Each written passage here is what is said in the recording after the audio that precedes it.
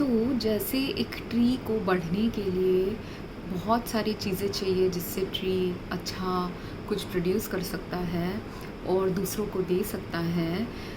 वैसे ही हर इंसान में अगर हमको अच्छा कुछ करना है, लोगों को कुछ देना है, अच्छा रिलेशनशिप बिल्ड करना है एक और इंसान के साथ, तो हमारे जीवन में भी एक बैलेंस्ड न्यूट्रिशनल इनटेक भी होना चाहिए, रिसीविंग एंड गिविंग भी होना चाहिए, दोनों होना चाहिए।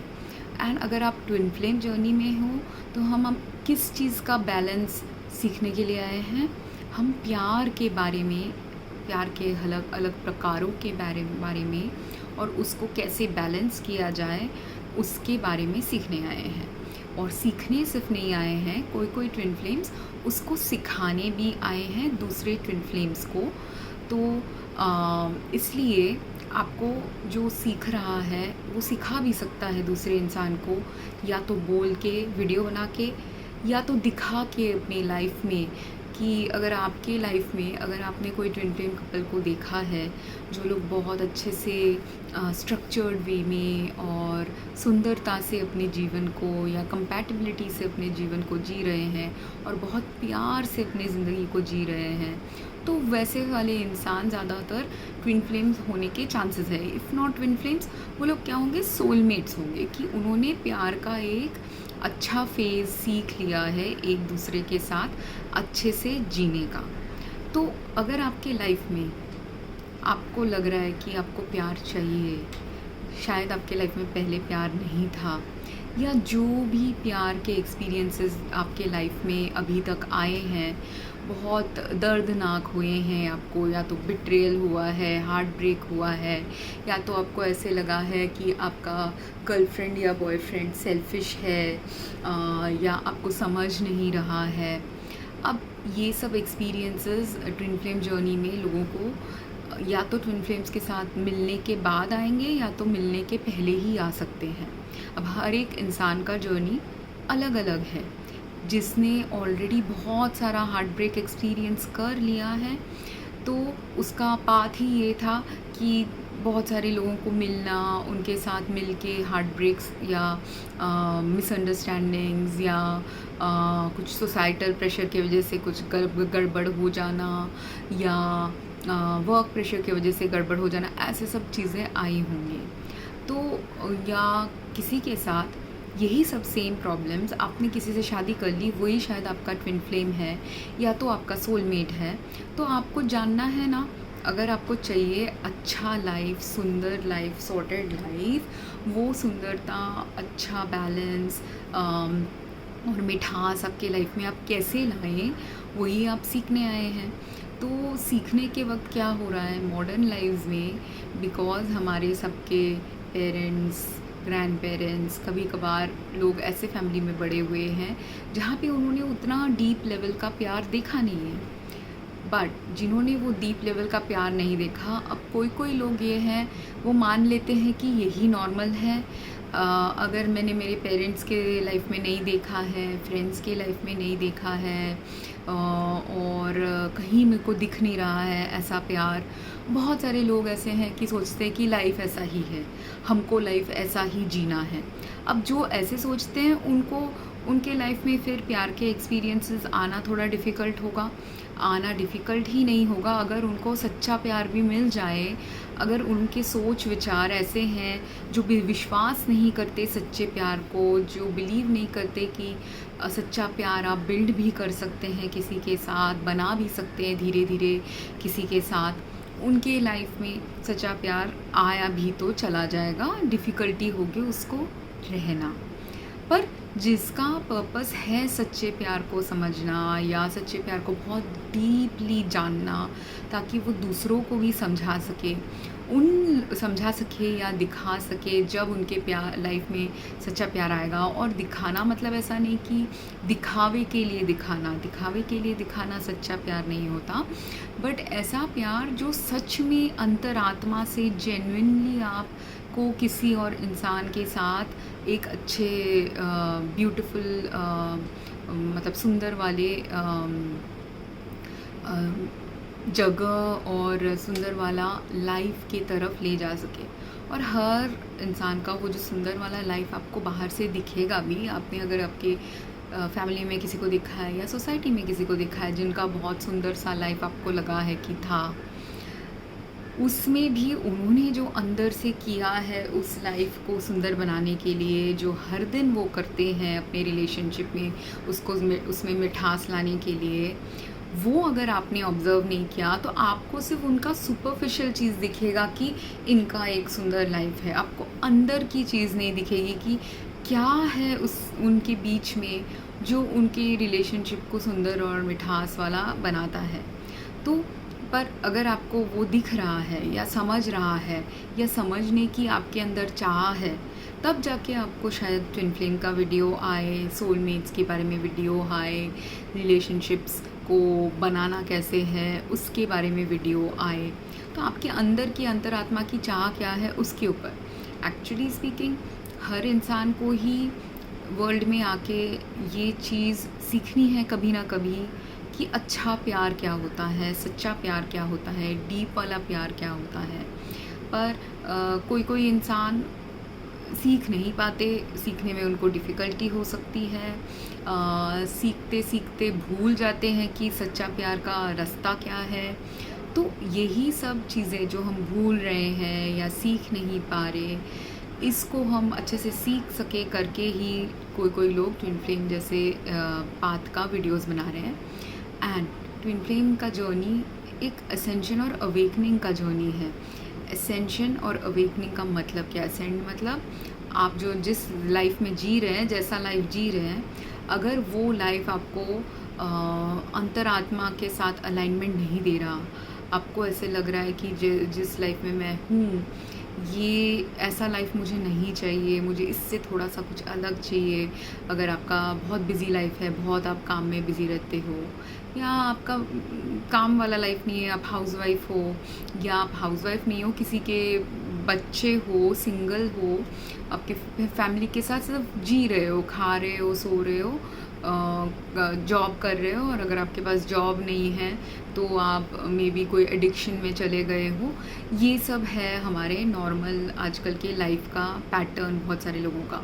और जिसके पास फैमिली बिल्कुल नहीं है, या जो ऐसे कंट्रीज़ में रहते हैं जहाँ पे फैमिली लाइफ है ही नहीं, ज़्यादा क्वालिटी फैमिली लाइफ नहीं है, वो लोग भी या तो जॉब में ज़्यादा बिज़ी रहते हैं, या तो एडिक्शंस में बहुत चले जाते हैं, या तो बुरे कर्मों में फंस जाते हैं, ऐसे हो जाता है।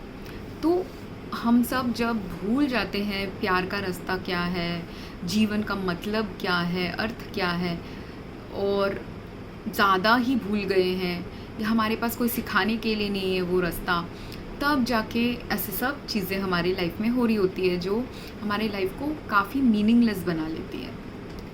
पर जो इंसान अंदर से समझ पा रहा है कि उसका लाइफ बहुत मीनिंगलेस है, उसके लाइफ में कोई का मतलब उसको समझ में नहीं आ रहा, या सपोज़ आपको सडनली जॉब लॉस हो गया और तभी आपको ऐसे लगा कि आपके लाइफ का मीनिंग ही चला गया है।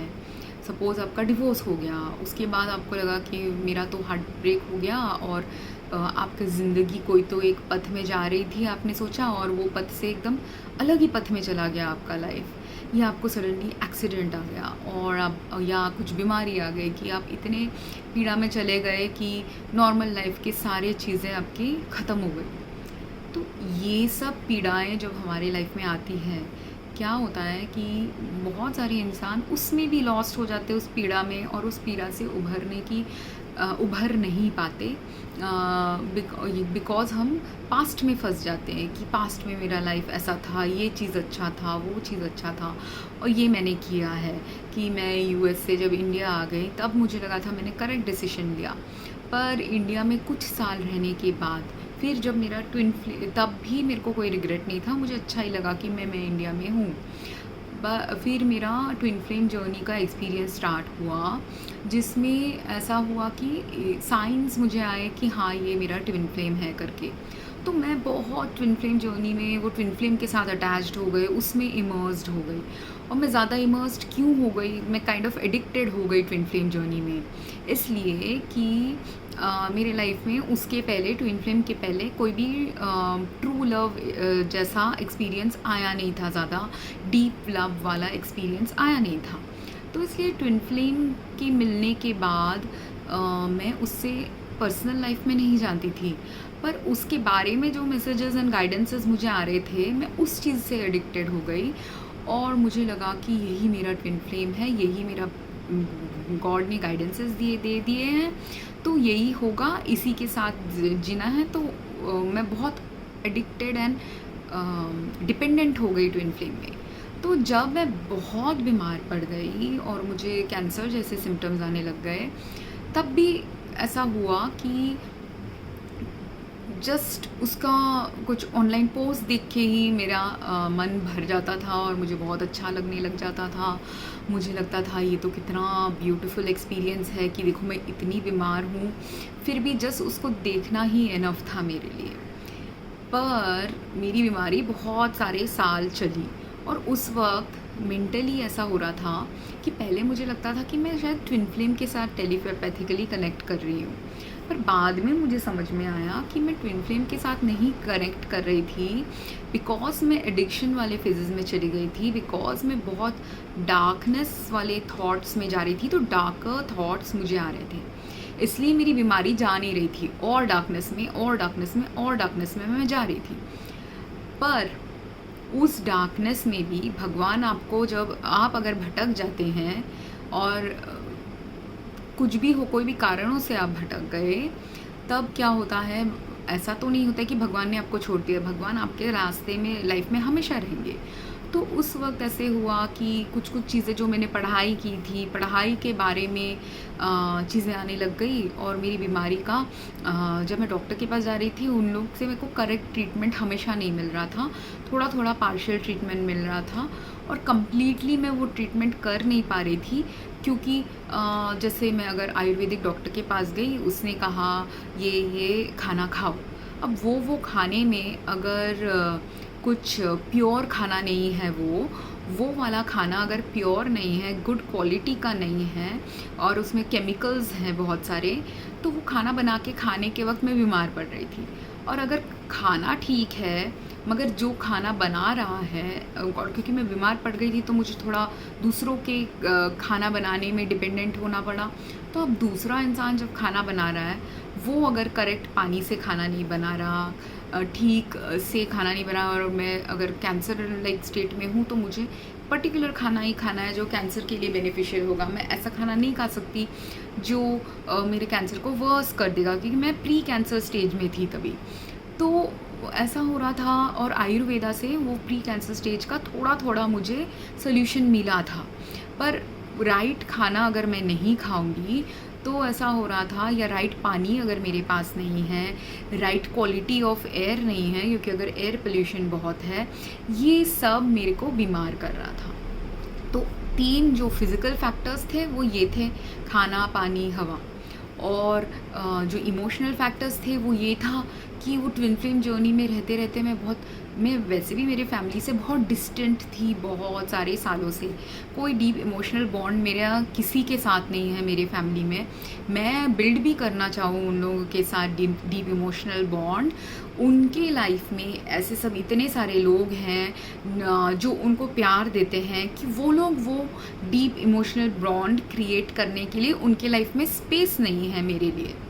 तो जैसे अगर कोई कज़न है, कज़न के साथ बहुत अच्छा चलता है मेरा, मैं उससे बहुत डीपली कनेक्टेड हूँ, बट उसके लाइफ में अगर 5, 7, 8 कोई और इंसान आ गए जो लोग उसको डीपली कनेक्टेड एंड बाइंड रख सकते हैं, वो मुझे प्रायोरिटी कभी नहीं देगी, और देती भी नहीं है। वो सोचती है कि वो मुझे प्रायोरिटी देती है, बट वो प्रायोरिटी ऐसा कि अगर 10 इंसान हैं उसके पास, तो वो 10 को प्रायोरिटी देगी, ऐसा है उसका प्रायोरिटाइजेशन।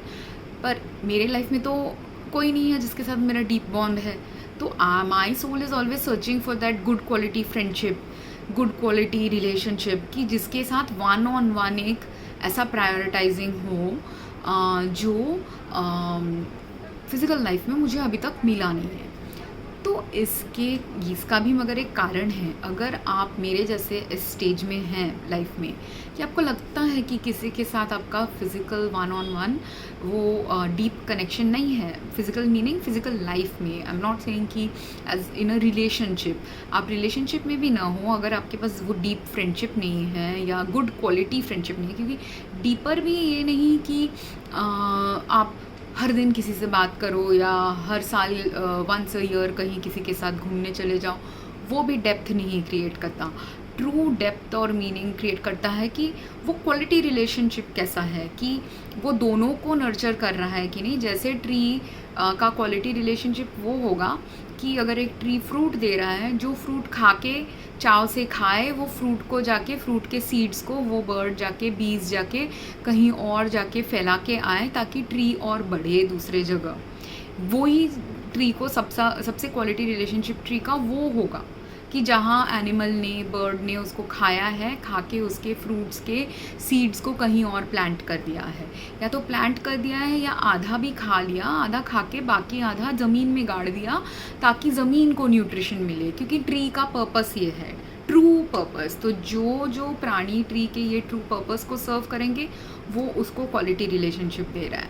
बट जो ये सर्व नहीं कर रहे, जैसे हम ह्यूमंस भूल गए हैं इस बेसिक पैराडाइम अर्थ में रहने का, ये जो बेसिक चीज़ जो ज़रूरी है ट्रीज़ के लिए, हम ह्यूमंस भूल के क्या करते हैं, हम ट्रीज़ के सब कुछ को ले लेते हैं और खा लेते हैं या ख़त्म कर देते हैं या पचा लेते हैं, और ट्री को वापस दे नहीं पाते ठीक से राइट लेवल में वो चीज़।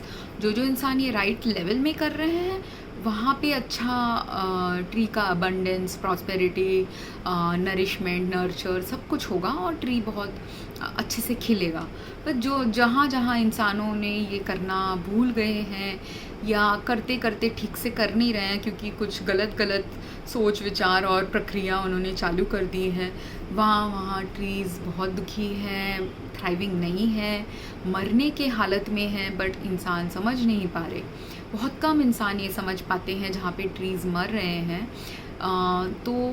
या अभी इतने ही डिस्ट्रॉयड हो गया, क्योंकि बहुत सारे लोग क्या है, अगर ट्री हो या इंसान, जैसे मेरे साथ हुआ है, मैं वैसे डॉक्टर्स के पास गई, जो अगर मेरा स्किन बहुत ग्लोइंग लग रहा है, मैं हट्टी गट्टी लग रही हूँ, उनको समझ में ही नहीं आ रहा कि मेरा रिपोर्ट क्या दिखा रहा है।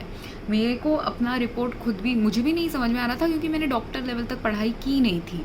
बट बिकॉज मैंने मेडिसिन के बारे में पढ़ाई की है, बॉडी के बारे में पढ़ाई की है, और मैं बीमार इतनी हो गई कि मुझे लगा मुझे इसका सोल्यूशन निकालना ही, अगर जीना है तो सोल्यूशन निकालना है, समझना है कि मेरे साथ क्या चल रहा है। तो एक एक करके मैंने फिर स्टेप्स समझे कि फिज़िकली क्या चल रहा है, स्पिरिचुअली क्या चल रहा है। स्पिरिचुअली सबसे लास्ट मैंने समझा, but physically, mentally, emotionally, financially, ये 5 लेवल्स में मेरा प्रॉब्लम्स चल रहा था। तो एक एक करके मैंने पहले तो मैं उसकी पीड़ा में थी, सफ़रिंग में थी, बहुत दर्द में थी। बट उसी वक्त जब मैं पीड़ा, सफ़रिंग, दर्द में हम होते हैं, तब हम सबसे ज़्यादा किसको याद करते हैं? अगर हमारे लाइफ में कोई इंसान नहीं है, तब हम सबसे ज़्यादा भगवान को याद करते हैं। और हम भगवान को याद करें ना करें, भगवान हमको याद कर रहे होते हैं। तो मुझे भगवान के मैसेजेस आने लग गए, बहुत सारे अलग अलग भगवान के आए। अल्लाह का भी आया, कृष्णा का भी आया, शिव का भी आया, पार्वती का भी आया, क्राइस्ट का भी आया, यावे का भी आया, एंड इसका भी आया, सिखिज़्म का भी आया, बुद्धिज़्म का भी आया। सो इतने सारे रिलीजन्स के मुझे टीचिंग्स आए, और ये पीड़ा और ये डिज़ीज़ आने के पहले ही आए थे। ऐसा नहीं है कि ये मुझे अभी रिसेंट ईयर्स में आया, रिसेंट ईयर्स में सबसे ज़्यादा आया। बट ये मुझे, जब मैं यूएस में भी रहती थी, और अभी जो मैं एक्सपीरियंस करी थी, इसका थोड़ा माइनर लेवल मैंने यूएस में एक्सपीरियंस किया था। क्योंकि यूएस में जब मैं काम करती थी, मैं बहुत, मेरी लाइफ में पेशेंट्स थे करके, अगर मैं लोनली भी थी, मुझे वो लोनलीनेस नहीं समझ में आता था, और वो पेशेंट्स के साथ काम करते करते भी मैं खुश रहती थी। इसलिए वहाँ पे बिकॉज मुझे दूसरे ह्यूमंस के साथ इंटरेक्ट करना अच्छा लगता है, इसलिए मुझे आता था messages from God and meditation and ऐसे चीज़ें। एंड तभी सिर्फ 2-3 रिलीजन्स का आता था, बट मैं तभी इतना रिलीजन में नहीं थी, डीपली रिलीजन या गॉड में बिलीव नहीं करती थी। एंड बिलीव मतलब बिलीव तो करती थी, बट जो डेप्थ में आप जाते हैं भगवान के साथ, डेप्थ वाला कनेक्शन जो है वो मेरा नहीं था भगवान के साथ। तो इसलिए उस वक्त इवन तो आए मैसेजेस, उतना नहीं आया जितना मुझे रिसेंट ईयर्स में बीमारी में आने लग गया।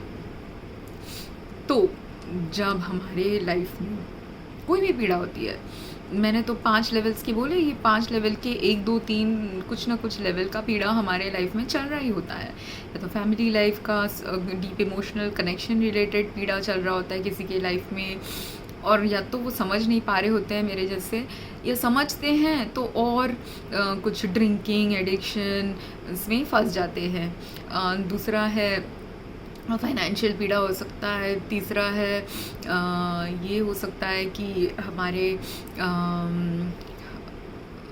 इमोशनल नीड्स कोई मीट नहीं कर रहा, हम ऐसे मैरिज में फंसे हैं या ऐसे फैमिली लाइफ में अपने फैमिली के साथ हमको समझ में नहीं आ रहा कैसे उनके साथ अच्छा डीप बॉन्ड क्रिएट कर सके, और हम काफ़ी सालों से उस मैरिज में हैं या मैरिज में नहीं है, कोई लिव इन रिलेशनशिप में किसी के साथ, और हमको पता है कि हम दुखी हैं पर हम समझ नहीं पा रहे इससे बाहर भी कैसे निकले, क्योंकि हमने इनसे प्यार तो कर लिया है तो उसको निभाना पड़ेगा।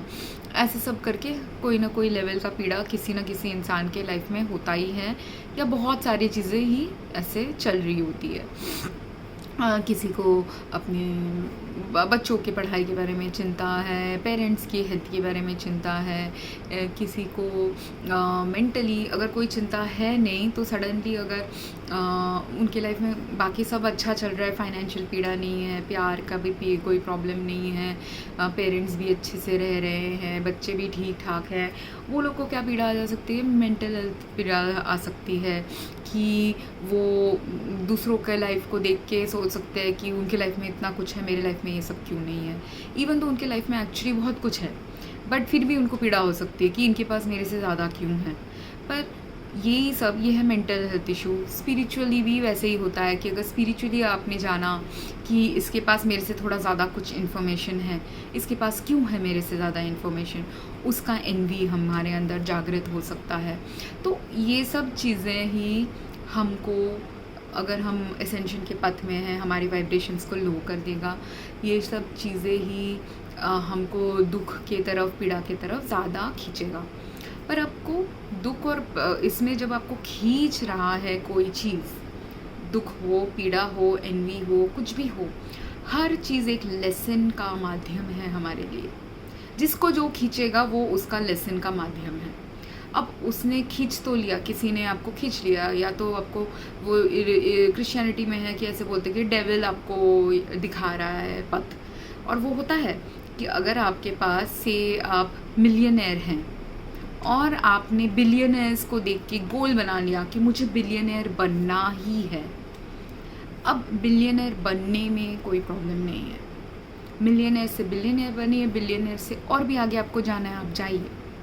But there is a right way और there is a wrong way. अगर आप रॉन्ग वे चूज़ कर रहे हैं तो आप डेविल का वे चूज़ कर रहे हैं, आप आपकी पीड़ा बढ़ाने का वे चूज़ कर रहे हैं। अब वो पीड़ा आपको इस ज़िंदगी में मिलेगी कि कोई और ज़िंदगी में मिलेगी, वो डिफरेंट है। या अगर आपको इस ज़िंदगी में पीड़ा मिल भी रही है, आप इतने ही डीपली सिर्फ पैसा बनाने में बैठे हुए हैं कि आप देख नहीं रहे कि आपकी ज़िंदगी में पीड़ा कैसे आप बढ़ा रहे हैं।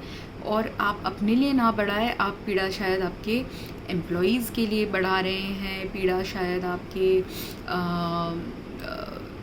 फैमिली के लिए बढ़ा रहे हैं, पीड़ा शायद जो आपका डायरेक्ट एम्प्लॉई नहीं है, इनडायरेक्ट एम्प्लॉई है, उसकी लाइफ के लिए आप बढ़ा रहे हैं, पीड़ा शायद फ्यूचर जनरेशन के लिए बढ़ा रहे हैं बाय ओनली ऐसा वाला काम करना, ऐसे वाली चीज़ से पैसा बनाना जिस चीज़ से बहुत सारे लोगों को पीड़ा मिलेगी प्रेजेंट में या फ्यूचर में।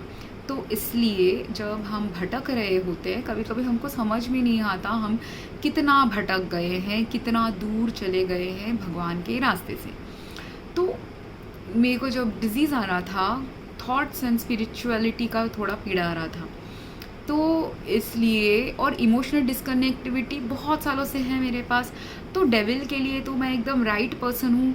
अगर आपने हैरी पॉटर पढ़ा है, हैरी पॉटर का और देखा है मूवी, मेन रीज़न वोल्डेमॉर्ट बन जाता है विलन इज़ बिकॉज उसके लाइफ में प्यार नहीं होता, ट्रू प्यार नहीं होता।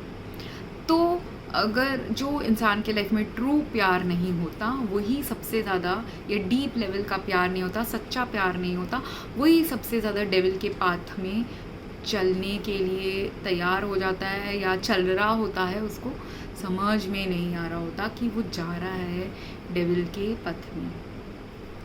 तो मगर भगवान हमारे साथ उस पथ में भी हैं।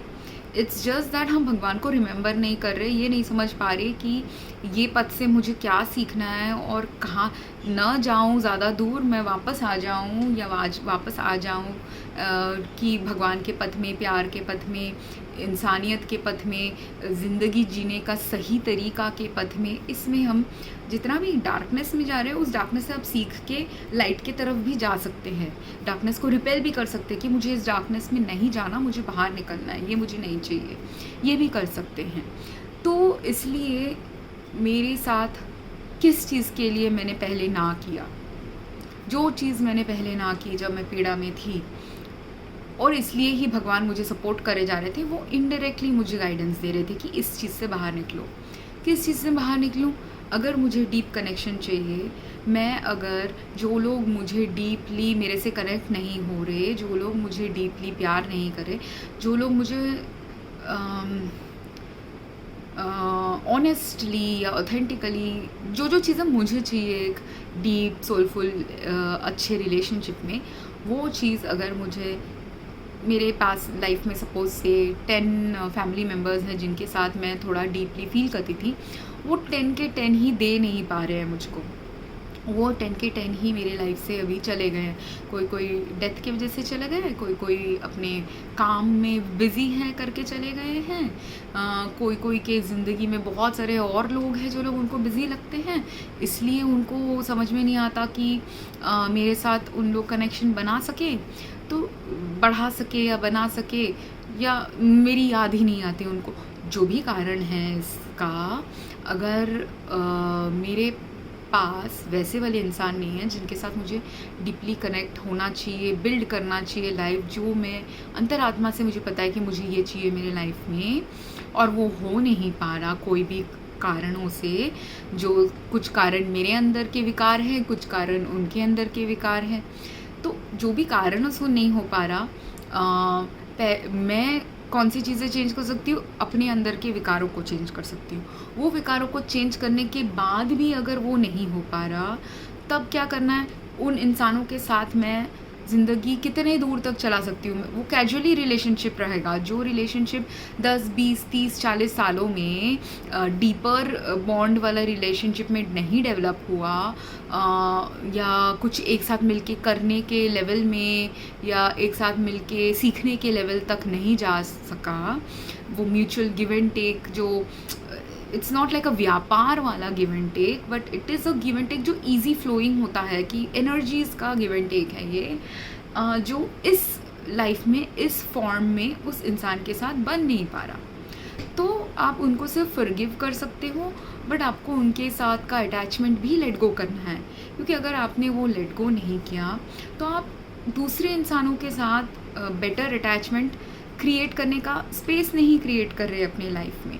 और दूसरे इंसानों का एक माध्यम अभी जो निकला है सोशल मीडिया में, लोग पोस्ट करते हैं इसीलिए ताकि वो लाइक माइंडेड दूसरे सोल्स के साथ कनेक्ट कर सके। दूसरा है, मगर अगर आप कोई लोग इसलिए करते हैं, अभी सब इंसान का अलग अलग पर्पस होता है। तो मेरा पर्पस है कि मैं चाहती हूँ कि इन टीचिंग वीडियोस से मैंने जो सीखा है वो मैं दूसरों को सिखाऊं, पर मैं ये भी चाहूँगी कि जो लोग मेरे जैसे सोचते हैं या मेरे जैसे प्रॉब्लम्स में हैं, उससे कैसे निकले बाहर, वो मुझसे सीख सके या वो मुझे भी सिखा सके, वो लोग अपने प्रॉब्लम से कैसे निकलते हैं बाहर, राइट। एंड मेन पर्पस मगर हर पीड़ा का यही है कि हम भगवान से ज़्यादा डीपली कनेक्ट हो सके और हमारे लाइफ को ज़्यादा भगवान के दिए हुए जो ट्रू प्रिंसिपल्स हैं लाइफ के, अर्थली लाइफ के, स्पिरिचुअल लाइफ के, इमोशनल हेल्थ के, वो वाले प्रिंसिपल्स हमारे लाइफ में अच्छे से वो हम फॉर्म कर सकें।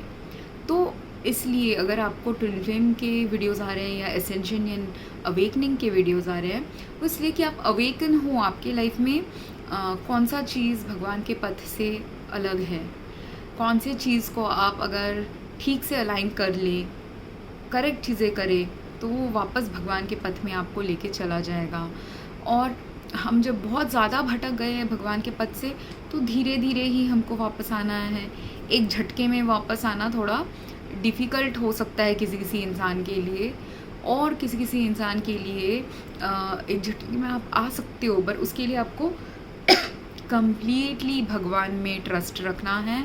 और जब आप वापस भी आ रहे हो भगवान की तरफ, उस वक्त भी आपको बहुत चैलेंजेस आएंगे, क्योंकि इट्स नॉट ईज़ी कि कुछ कुछ चीज़ें जो हम हमारे अंदर विकार है, जो हमारे थॉट्स हैं या चैलेंजेस हैं लाइफ के, अगर हम उसके सैडनेस में, ग्रीफ में, एंगर में, हेट्रेड में, ये सब में बहुत ज़्यादा फंस गए, क्योंकि ये सब इमोशंस वैलिड है, ये इमोशंस आना ज़रूरी है, हमको रोना ज़रूरी है, ग्रीफ, एंगर, हेट्रेड, डिसअपॉइंटमेंट, ये सब होना ज़रूरी बहुत है। बट उसके होने के बाद उसमें फंस नहीं जाना है। और मोस्ट ऑफ अस क्या होता है, हम इसमें फंस जाते हैं। जैसे मेरी मम्मी, शी डाइड 20 ईयर्स के भी, बहुत 20+ ईयर्स हो गए उनका डेथ हो गया था। मैं ग्रीफ स्ट्रिकन थी 1-2 साल, बट मैं उनकी डेथ में फंस नहीं गई। और अभी ओनली आफ्टर 20+ ईयर्स मुझे उनके डेथ के बारे में थोड़ा और एक्स्ट्रा कुछ जानना था करके, अभी रिसेंट ईयर्स में मैंने थोड़ा रिफ़्लेक्ट किया है उनके डेथ के बारे में। सेम थिंग मेरे ग्रैंड पेरेंट्स का जब डेथ हो गया था, क्योंकि मैं उनके साथ रह नहीं रही थी, मेरा ग्रीफ भी थोड़ा कम था, मैं उनके ग्रीफ में इतना नहीं फंस गई कि मुझे न्यूट्रल पर्सपेक्टिव नहीं समझा कि उनके डेथ का स्पिरिचुअल पर्पस क्या था, उनके डेथ का फिज़िकल रीजंस क्या था। क्योंकि मैं हेल्थ के बारे में काम करती हूँ, उसके बारे में सोचती ज़्यादा हूँ, और अभी मुझे स्पिरिचुअल हेल्थ के बारे में भी सीखना था, तो मुझे वैसे वाले इंसाइट्स आने लग गए। तो हम अगर हमारी लाइफ में कोई भी चीज़ का पीड़ा जब बढ़ जाता है, डिसअपॉइंटमेंट बढ़ जाता है, हमें डिस्कनेक्शन आ जाता है, कि ये भी हो जाता है कि किसी का डेथ आ गया। और मगर जब मेरे ग्रैंडफादर का डेथ हो गया था, मेरी मासी बहुत ज़्यादा सैड हो गई थी, क्योंकि उनका एक पूरा सर के ऊपर से छत निकल गया था। नाउ अगर, और मेरी मासी, नानी, दोनों का ही ऐसा हुआ। नानी ने तो अपने सन के ऊपर डिपेंडेंसी डाल दी, तो वैसे करके नानी ने उतना ग्रीफ नहीं सहा, पर मासी ने ज़्यादा सहा। पर इसलिए क्योंकि मासी का ऐसा था, I don't want, anyway I will talk about her thing in the next video. But every time अगर हमारे लाइफ में किसी पेरेंटल फिगर या पेरेंट या लव्ड वन का डेथ जब आ जाता है, definitely we will get lost. हमको ग्रीफ आएगा, सैडनेस आएगा, दुख आएगा, हार्ट एक आएगा, सब कुछ आएगा। और हमारे लाइफ में ऐसे ऐसे चीज़ें भी आएंगी जिससे कभी कभी ऐसे लगेगा कि बिट्रेयल हो गया, कि जो मेरा फादर कर सकता था वो that is not happening with other people, या अब मेरे पास कोई छत नहीं है, किसी का छत नहीं है टू रिलाई ऑन। बट मेरी मासी ने भी यही किया, मुझे लगता है, जो मैंने किया है अभी, कि और मैंने धीरे धीरे किया, उन्होंने इमीडिएटली किया था, क्योंकि उनके लाइफ में थोड़ा स्पिरिचुअलिटी का एक्सपीरियंस ज़्यादा था, तो वो भगवान के ही पथ में थोड़ा चलने ज़्यादा लग गई। इसीलिए इवेंचुअली अभी माय मासी हैज़ डाइड। तो मगर ये है, और वो पथ में चलने के वक्त उन्होंने सारी अच्छे अच्छे कर्म इतने किए, इसीलिए वो जल्दी ही चली गई थोड़ा सा, क्योंकि उनको चाहिए तो वो उनके सारे ग्रैंड चिल्ड्रंस को देख के जाने का मोह उनके अंदर आ सकता था, उनके अंदर ये कुछ और एक्स्ट्रा मोह आ सकता था, पर वो आया नहीं। इसलिए, और वो मोह आया नहीं इसलिए वो फाइनली हैप्पी मेमोरीज़ के साथ ही उनका डेथ हो। तो ये जो चीज़ है कि हम, और उनका टाइम था जाने का, इसलिए भी वो चली गई। तो हर इंसान का जब डेथ होता है, वो डेथ का भी एक रीज़न होता है, टाइम होता है। स्पिरिचुअली इस जन्म में जितना वो लोग ने कर लिया, वो करने का टाइम अगर ख़त्म हो गया है, फिज़िकली जो करना था वो करने का टाइम ख़त्म हो गया है, तब हमारा डेथ आ जाता है। और मुझे डेथ के बारे में भी इतना इसलिए समझा क्योंकि मुझे लगा कि वो कैंसर की वजह से मैं नियर डेथ लेवल तक चली गई थी, और वो भगवान ने मुझे खींचा नहीं होता, ब्रेथ ऑफ लाइफ नहीं दिया होता, वापस से आने के रीज़न्स नहीं दिए होते, तो मैं तभी चली ही जाती। पर मुझे कुछ कुछ वापस आने के रीज़न्स थे मेरे अंदर, मेरे सोल के अंदर अभी भी कुछ कुछ पर्पस बाकी था। तो इसलिए मैं अभी वापस आ तो गई हूँ। अभी वेदर मैं और कुछ साल जीऊँगी कि 10-20 साल जीऊँगी, वो तो अभी societal conditions, other conditions in my life के ऊपर है।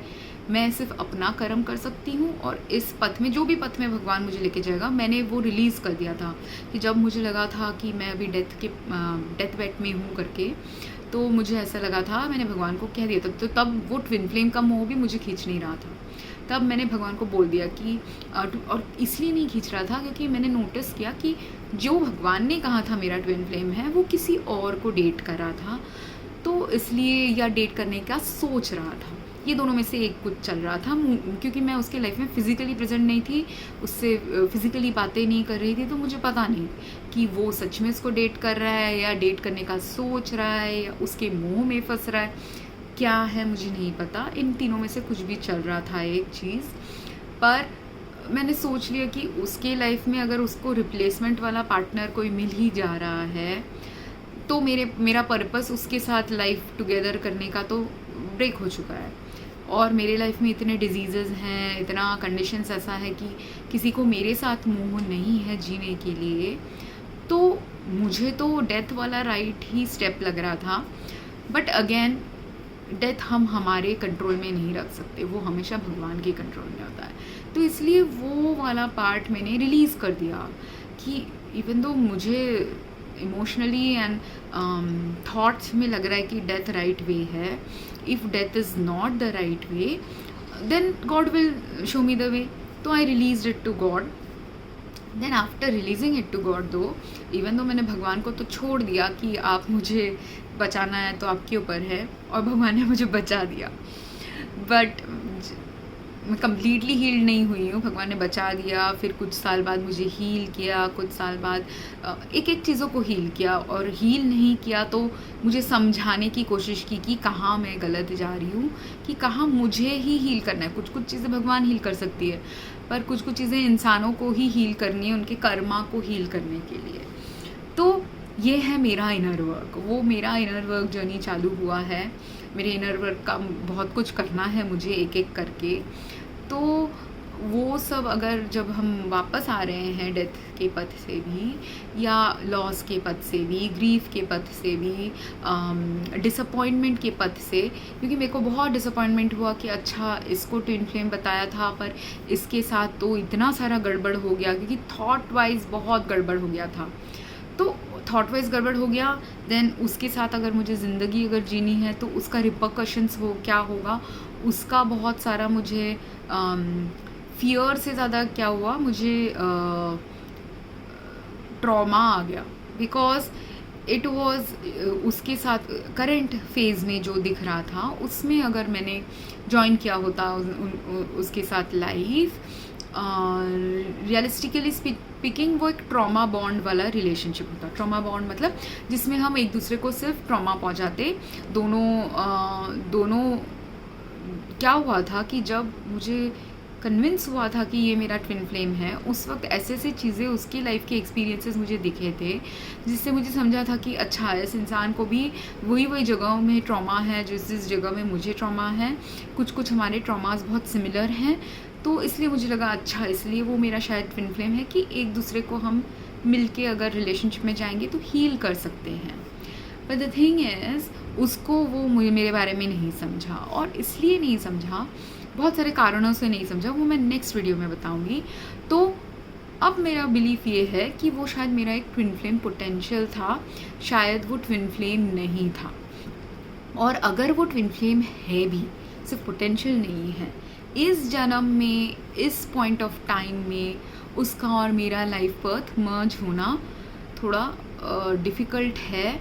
और पॉसिबल तभी हो सकता है जब व्हेन इंटरनली, इमोशनली बहुत सारे इनर वर्क दोनों ने किया होगा और भगवान का डिवाइन टाइमिंग होगा, तभी हमारा पथ मर्ज हो सकता है। और यही है ट्विन फ्लेम जर्नी का एक पार्ट फॉर अदर पीपल। अब मेरा एक्सपीरियंस का वैलिडिटी ये है कि अगर आपके लाइफ में पीड़ा की वजह से, ट्रॉमा की वजह से, सोसाइटल प्रेशर की वजह से, लाइफ के प्रेशर की वजह से, कोई भी रीज़न से आपका, कोई ना कोई रीज़न से आपका अगर ट्विन फ्लेम के साथ सेपरेशन हो गया है, जब सेपरेशन हो जाता है उसका एक कारण होता है, डीपर सोल कारण होता है। क्योंकि जो ट्विन फ्लेम्स का एक डीपर पर्पस होता है वर्ल्ड में आके रहने का, वन ऑफ द पर्पस तो लव ही है कि आपको अच्छा, सुंदर, मधुर लव दिखाना है और जीना है मधुरता से लाइफ को। पर सिर्फ एक दूसरे के लिए नहीं, एक दूसरे और आपके फैमिली या आपकी सोसाइटी या आपकी कम्युनिटी, ऐसे वाले लेवल का लव आपको दिखाना है।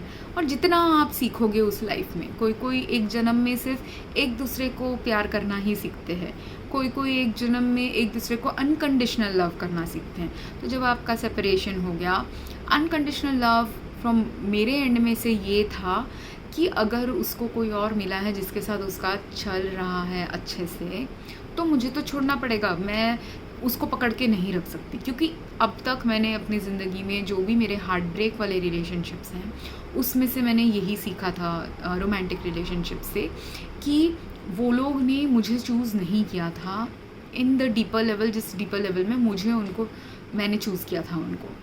तो अगर वो डीपर इमोशनल लेवल में, डीपर सोल लेवल में उनको चूज़ नहीं करना है, या इन दैट नाउ मोमेंट वो चूज़ नहीं कर पा रहे, उस वक्त मैं उनके साथ नहीं जी सकती। क्योंकि मुझे मेरे इंटरनल कंपस में ये है कि वो जो deep compatibility and deep way of living मुझे जो चाहिए किसी के साथ, वो प्यार में जो डूब जाने वाला फीलिंग है, डीपली इमर्स्ड इन लव, वो वाला फीलिंग सिर्फ नहीं, फीलिंग के साथ साथ कुछ करना भी, ये दोनों। क्योंकि मुझे अटैचमेंट उस फीलिंग से है थोड़ा सा, और वही अटैचमेंट से भी अभी भगवान निकाल रहा है मुझे बाहर।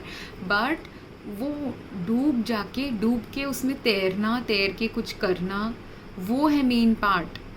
ठीक है। और मुझे ना स्विमिंग नहीं आती बाय द वे, तो बट प्यार में डूबना क्या होता है, और डूब के मैं मोस्टली डूब ही गई हूँ। मैं वेरी रेयरली तैर पाई हूँ, very rarely, most of the time किनारे में मुझे भगवान लेके आ गए हैं कि मैं डूब तो गई। डूबने के वक्त अभी एक साथ, अगर आपको तैरना नहीं आता, आपके पार्टनर को तैरना आता है, उनको आपको सिखाना है कैसे तैरना है। ठीक है। वो होता है कि अगर आप डूब गए प्यार में, दोनों डूब गए, और दोनों डूब के एक को तैरना आता है, एक को तैरना नहीं आता, आपको सिखाना है दूसरे को तैरना कैसा है, और तैर के फिर एक साथ हम तैर के कोई जगह जा सके, वो सीखना है। पर मेरे साथ ऐसे एक्सपीरियंसेस आए कि मैं तो डूब रही हूँ, उनको समझ ही नहीं रहा है कि मैं डूब रही हूँ, उनको मुझे उभारना भी नहीं आया, ना ही उनको मुझे हेल्प भेजना आया। सपोज़ उनको तैरना नहीं आता, उनको इतना समझ में, एक करेक्ट लाइफ पार्टनर का ये सब जॉब होता है कि आप डूब रहे हो, आपको अगर तैरना आता है, आपको सेव करना है आपके पार्टनर को, क्योंकि ये समझना है कि ये पार्टनर मेरे लिए इम्पॉर्टेंट है, मेरे साथ चलने के लिए, मेरे साथ लाइफ में एज अ लाइफ पार्टनर चलने के लिए इसका इम्पोर्टेंस बहुत ज़रूरी है मेरे लाइफ में।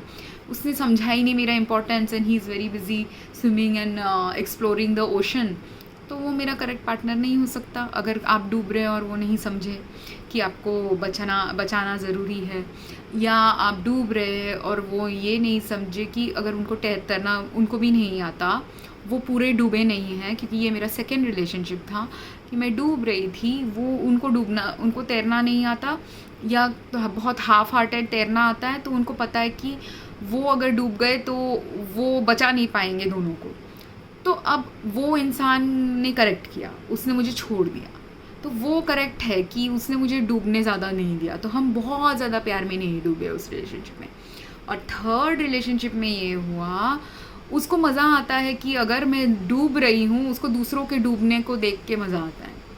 उसको ये नहीं, उसके पास बहुत सारे ऑपरेशनल इंस्ट्रूमेंट्स हैं कि वो खुद अगर डूब नहीं सकता प्यार में, उसके पास इतना है फैमिली लाइफ या सोशल लाइफ या जो भी लाइफ का उनका एक्सपीरियंस था, वो इंसान मुझे एटलीस्ट हेल्प भेज सकता था डूबने से बचने के लिए, या डूबने को मना ही कर दे सकता था कि मुझे इस इंसान से शादी ही नहीं करनी, क्योंकि ये मेरा शादी वाला एक्सपीरियंस था।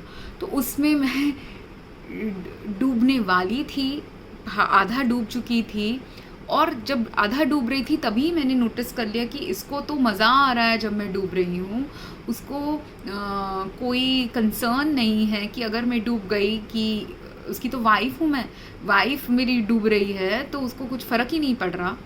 तो ऐसे इंसान से आप प्यार नहीं कर सकते डीप वाला।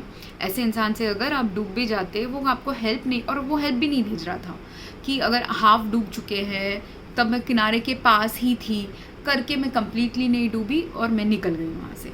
तो और ये तीनों रिलेशनशिप में जब लड़कों ने नहीं बचाया मुझे, बचाया किसने? भगवान ने मुझे बचाया। एंड चौथे रिलेशनशिप में हम दोनों डूबे तो थे, पर उसको जब गाइडेंस शायद आई कि इसको छोड़ दो अभी। फर्स्ट ऑफ ऑल मुझे तो लगता है उसको गाइडेंस ना किसी और चीज़ को छोड़ने की आई थी, और उसने उसके मुंह में दूसरे चीज़ को छोड़ने की जगह के छोड़ना था उसको, पर उसने मुझे छोड़ दिया। तो ये भी गलत है, क्योंकि गाइडेंस जब आ रही है, कभी कभी गाइडेंस ना ऐसा फेज़ में आता है भगवान से कि जो मिक्स्ड गाइडेंस होती है, कि अगर आपका गाइडेंस मिक्स्ड है, कि आपको समझ में नहीं आ रहा है इनमें से कौन सा वाला चॉइस लेना है, तब आपको ना थोड़ा टाइम देना चाहिए सोचने के लिए, पॉज देना चाहिए थोड़ा सोचने के लिए। पर आपको एश्योरेंस भी देना चाहिए। सपोज़ दोनों डूब रहे हैं, उसको तैरना आधा आता है, मुझे तैरना आधा आता है, तब तक मैंने सपोज़ आधा तैरना सीख लिया है प्यार में, अब मुझे आधा आता है, उसको आधा आता है, हम लोग दोनों मिलके कुछ नया, वही है ट्विन फ्लेम जर्नी, कि एक पर्सन ने कोई एक चीज़ को अच्छे से सीखा होगा, दूसरे पर्सन ने कोई दूसरी चीज़ को अच्छे से सीखा होगा। उन दोनों को सिर्फ प्यार के बारे में नहीं सिखाना या करना, बट वो अगर जिन लोग टीचर वाले ट्विन फ्लेम्स हैं, उन्होंने दोनों ने जो एक एक चीज़ अच्छे से सीखी है, वो दोनों का जॉइंट पाथ एक निकल सकता है। ये दोनों चीज़ें दूसरों को सिखानी है, ठीक है। अब जो टीचर वाले ट्विन फ्लेम है, सपोज़ ये मेरा पर्पस है, इसलिए मैं वैसे वाले टीचिंग के एस्पेक्ट से एक्सप्लेन कर रही हूँ। तो अभी आपको दोनों ने कुछ मास्टरी की है, वो दोनों चीज़ें एक साथ मिला के अभी कंबाइंड एक मास्टरी वाले लोगों को सिखानी है आपको। तो अगर उसने ये नहीं सीखा, यही समझा कि मेरा मास्टरी क्या है, उनका मास्टरी क्या है, कि अगर वो डूब रहे हैं और उनको डर लग रहा है कि मैं डूब जाऊंगा अगर राइट पार्टनर नहीं है, और मुझे भी वही सेम डर है, या मेरे एक्सपीरियंसेस ऐसे हैं कि मुझे पता है कि रॉन्ग पार्टनर जब होता है, हम डूब रहे होते हैं, तो वो पार्टनर हमको नहीं सेव कर सकता। तो उसको अगर लग रहा था कि मैं रॉन्ग पार्टनर हूँ, उसको थोड़ा डीपर क्वेश्चंस पूछने थे, उसने वो नहीं किया है। डीपर जानना था कि ये राइट पार्टनर है डूबने के लिए कि नहीं, उसने नहीं किया, तो इसलिए हमारा सेपरेशन आ गया। अब हम ट्विन फ्लेम्स हैं कि पोटेंशियल ट्विन फ्लेम्स थे, वो तो अभी दोनों के जो इंडिविजुअल एक्सपीरियंसेस अभी अनफोल्ड हुए हैं सेपरेशन के बाद, उसके ऊपर है। और उस सेपरेशन फेज़ में मुझे गाइडेंसेस क्या है, सेपरेशन का पर्पस क्या है समझने के लिए, अनकंडीशनल लव समझने का पर्पस आया। ये सब वीडियोस बनाने का टाइम था, इसलिए ये वीडियोस एंड बहुत सारे राइटिंग का टाइम था, तो मैंने वीडियोस एंड राइटिंग किए हैं। बीमारी को से बाहर निकलने का टाइम था, तो किस किस चीज़ों से और कारणों से मैं बीमार पड़ रही थी, वो चीज़ें एक एक करके मेरे लाइफ से, मन से, स्पिरिट से, थॉट से, इमोशनली कहाँ मुझे अटैच्ड राइट वे में होना चाहिए, कहाँ मुझे डिटैच्ड राइट वे में होना चाहिए, वो सीखने का मेरा टाइम था। क्योंकि मैं सारी ज़िंदगी कहाँ मैं बहुत अच्छे से डीपली अटैच हो सकती हूँ, उसी के बारे में मैं सोच के करती रहती थी। तो अब मेरा टाइम था ये समझना कहाँ मुझे डिटैच होना है भी लोगों से जो मुझे वो राइट एनर्जी नहीं दे पा रहे, राइट कोहेसिव जो रिलेशनशिप हमको अगर जीना है लाइफ में, हेल्दी लाइफ, पेड़ के जैसे थ्राइविंग वाला लाइफ अगर हमको जीना है, फल फूल देने वाला लाइफ और चीयरफुल लाइफ, मधुरता वाला लाइफ जीना है, तो आप बैलेंस होने के लिए फ़र्स्ट ऑफ ऑल आपके अंदर वो सारे गुणों को लाना है। और वो गुण आपके अंदर तभी आ सकता है जब आप आपके अंदर के विकारों को निकाल पाएंगे। और जब आप आपके अंदरों के विकारों को धीरे धीरे निकाल रहे हैं, स्पेस क्रिएट कर रहे हैं मधुरता को अंदर लाने की, उस वक्त भगवान के साथ भी चलना है, भगवान से पूछना है। क्योंकि मेरे जो पूरे लॉस्ट फेजेस थे लास्ट 3-4 इयर्स में, बहुत लॉस्ट फेजेस थे, तो मुझे नेचर ने सिखाया और भगवान ने सिखाया। इसलिए मैं नेचर और भगवान को इतना, और नेचर इज़ पार्ट ऑफ भगवान, तो इसलिए नेचर और भगवान से मैं सीख रही थी कि कैसे सुंदर रिलेशनशिप एक्चुअली क्या होता है, राइट रिलेशनशिप एक्चुअली क्या होता है, जो मैं अपने पेरेंटल और फैमिली लाइफ से नहीं सीख पाई थी, वही मैं नेचर से अभी सीख रही हूँ, भगवान से मैं सीख रही हूँ। और जो सीख रही हूँ, ऐसा नहीं है कि मैंने अभी परफेक्ट कर लिया है, मैं अभी भी इम्परफेक्ट हूँ बहुत सारे वेज़ में, बट अभी जितना मैंने सीखा है ताकि मैं वो भूल न जाऊँ, और जो सीखा है सीखते सीखते जो एक्सपीरियंस होता है ना, वो अगर आपने किसी को नरेट किया, उससे भी लोग सीख सकते हैं। तो इसलिए मैं नरेट कर रही हूँ कि मेरे सीखते सीखते ट्विन फ्लेम जर्नी का प्रोसेस क्या है, तो इसलिए भी ये वीडियोस हैं। और आपने बीच में देखा होगा, अगर आपने मेरे को फॉलो किया है, 3-4 साल 2-3 साल मेरा गैप था जब मैंने कुछ पोस्ट नहीं किया है ट्विन फ्लेम जर्नी के ऊपर। क्यों? क्योंकि उस वक्त मैंने छोड़ दिया था जर्नी, मैंने भगवान को बोल दिया था कि वो इंसान ने भी मुझे छोड़ दिया है, मुझे लग रहा था। और at the physical level, may be 5D level में नहीं छोड़ा है, बट फिज़िकल लेवल में छोड़ दिया है। और फिज़िकल लेवल में उसका लाइफ पाथ ही ऐसे डायरेक्शन में जा रहा था जिस लाइफ पाथ में मुझे जाना नहीं है। तो इसलिए मुझे ट्रॉमा आ गया था कि मैं भगवान को तभी यही प्रे कर रही थी कि भगवान, इस पथ में मैं नहीं जा सकती, ये पथ मुझे सही लग ही नहीं रहा है। कि मेरे इंस्टिंक्ट में, इतने 40 सालों के एक्सपीरियंस में जो मैंने समझा है अपने बारे में, और मैंने सबसे ज़्यादा अपने बारे में समझना सीखा है, क्योंकि मैं जो लोनली लाइफ लीड करते हैं ना, वो सबसे ज़्यादा अपने बारे में समझ सकते हैं। वो है blessing of a lonely life, कि आप आपके हर सेंसिटिव जोन को, ट्रॉमेटिक जोन को, डीपर क्या चाहिए आपको लाइफ में, उस जोन को, सोल पर्पस के जोन को, लाइफ पाथ के जोन को, ये सब आपका रिवील हो सकता है अगर आपने धीरे धीरे अपने बारे में जानने की कोशिश की है। बिकॉज ट्विन फ्लेम जर्नी में अपने आप को जानना बहुत ज़रूरी है, आपके पॉजिटिव्स को भी और नेगेटिव्स को भी। और नेगेटिव्स में ये जानना ज़रूरी है कि वो नेगेटिव जो है, वो नेगेटिव का भी एक पॉजिटिव एंड शैडो साइड होता है, वो पॉजिटिव का भी एक पॉजिटिव एंड शैडो साइड होता है। जैसे नेगेटिव, मेरा नेगेटिव एक है एंगर, दूसरा है डिटैचमेंट। मैं कर सकती हूँ बहुत अच्छे से लोगों के साथ डिटैच्ड। अब मुझे डिटैचमेंट को भी, डिटैच से ज़्यादा क्या, कि मैं लोगों को छोड़ देती हूँ कि अगर उनको ऐसा जाना है तो वो जाए। मैं बहुत वो मेरे लाइफ में इतने अच्छे से मैंने सीख लिया है अब तक, राइट। अब मुझे मगर खींचना सीखना है कि कैसे राइट इंसानों को अपने लाइफ में मैं ला सकूँ, जिनके साथ राइट काम कर सकूँ, ये मुझे अभी सीखना है।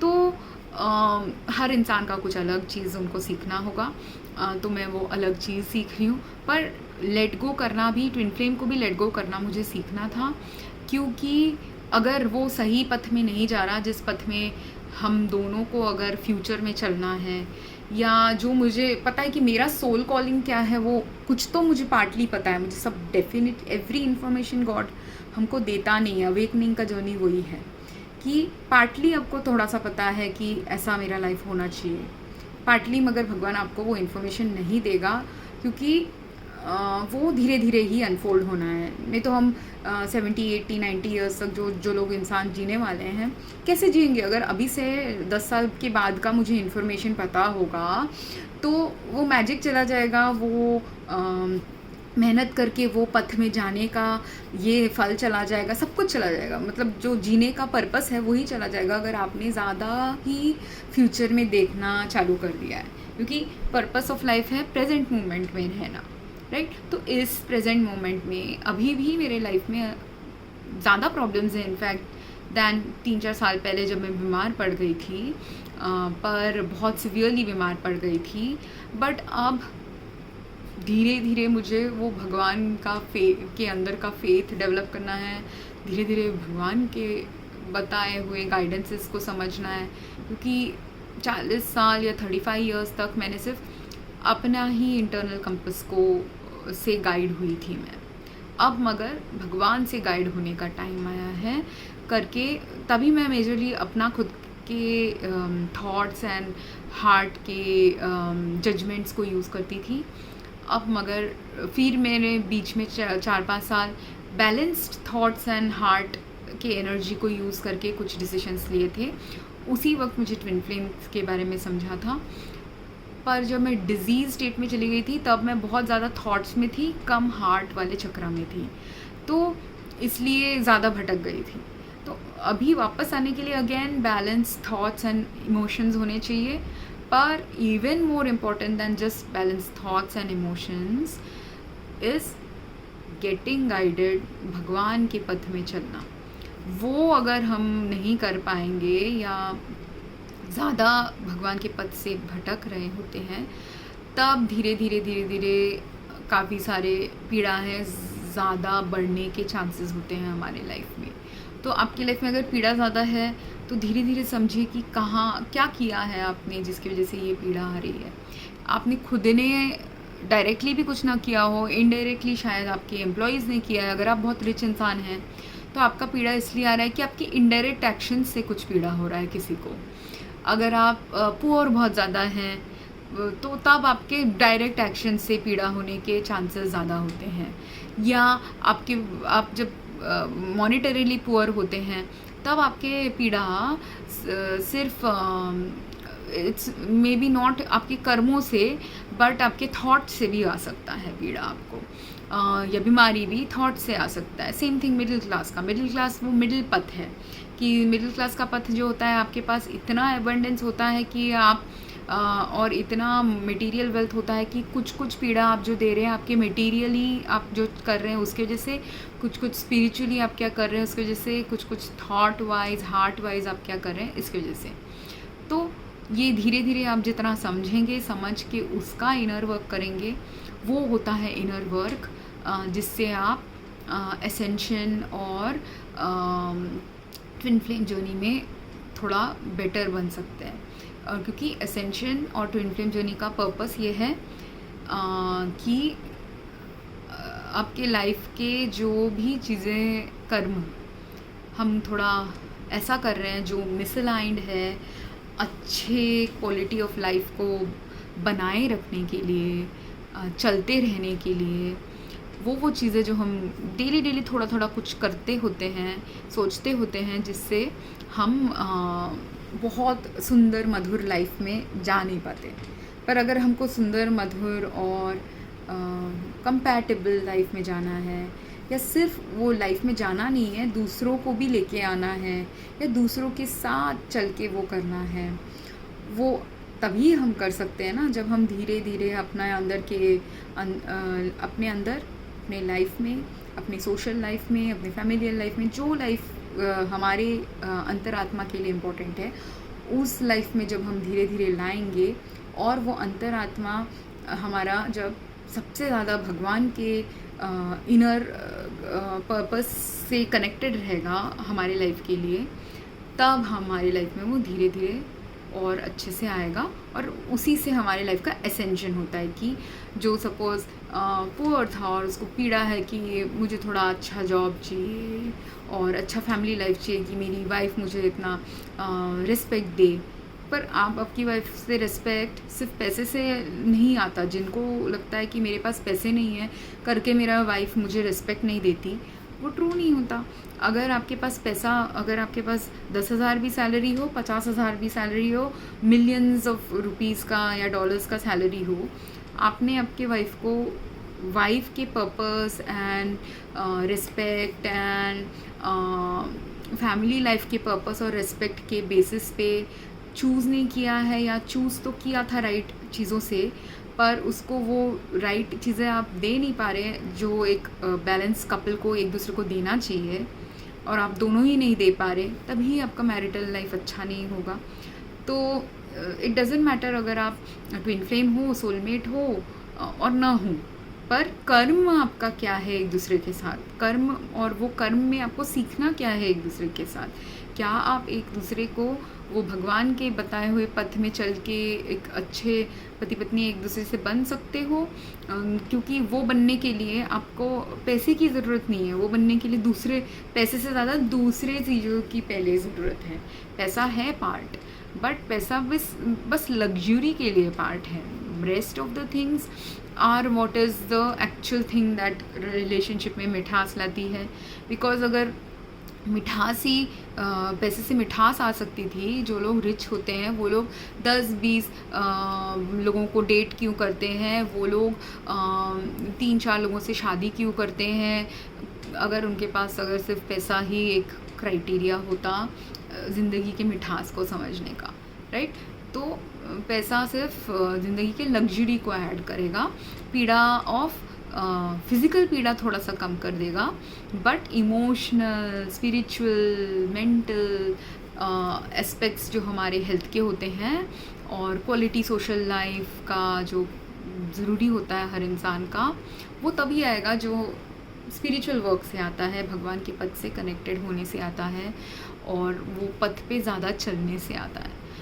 तो आई होप ये मीनिंगफुल था, और आपको कोई क्वेश्चंस हो तो प्लीज़ पोस्ट करना। Thank you.